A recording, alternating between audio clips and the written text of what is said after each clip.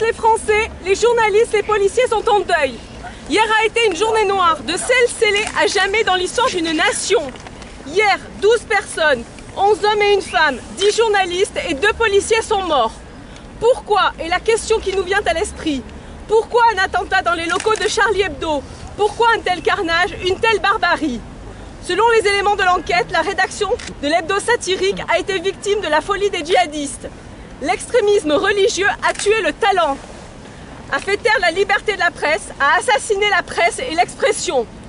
D'aucuns diront que c'est un acte de guerre, qu'il faut prendre les armes.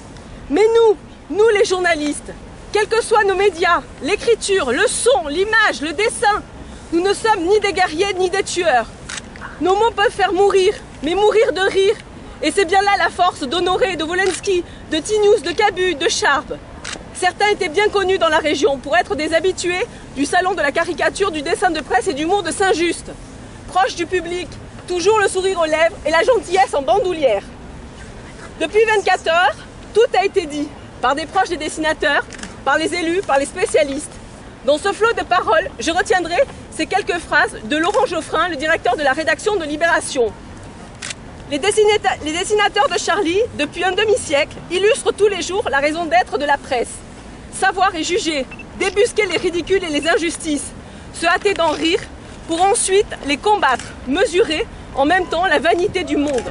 Ils ont renversé tous les tabous, ridiculisé tous les dogmes, mis un bonnet d'âne à toutes les statues du commandeur, fait un bras d'honneur à tous les donneurs de leçons.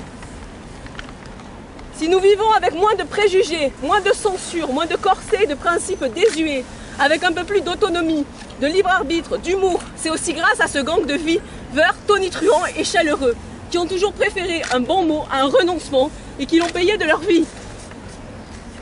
Aujourd'hui, en tant que Française, en tant que journaliste, les mots me manquent, et c'est bien un comble. J'aimerais vous dire de belles formules, de celles qui resteront, mais mon inspiration comme mon cœur ont été asséchées. La tristesse est trop grande. L'émotion est encore trop vive, alors même que je m'interroge déjà, et demain?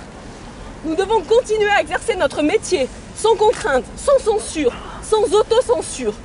Nous devons pouvoir continuer à rire de tout, parce que la liberté est le bien le plus précieux que nous avons, notre ADN. Et surtout parce que céder à la peur serait un signe de victoire pour ceux qui ont voulu nous abattre. Mais ils ne gagneront pas. Je finirai juste par cette citation de Charb. Je préfère vivre debout que mourir à genoux. On n'a pas l'impression d'égorger quelqu'un avec un feutre.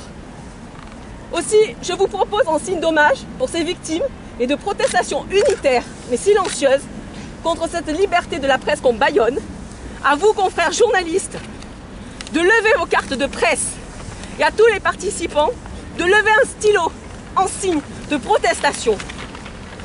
Pendant 1 minute.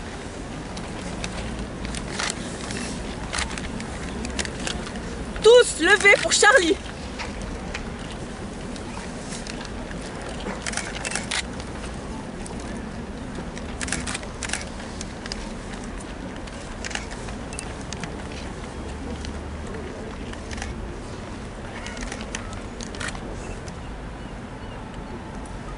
Ils ont voulu tuer Charlie, mais ils l'ont rendu immortel.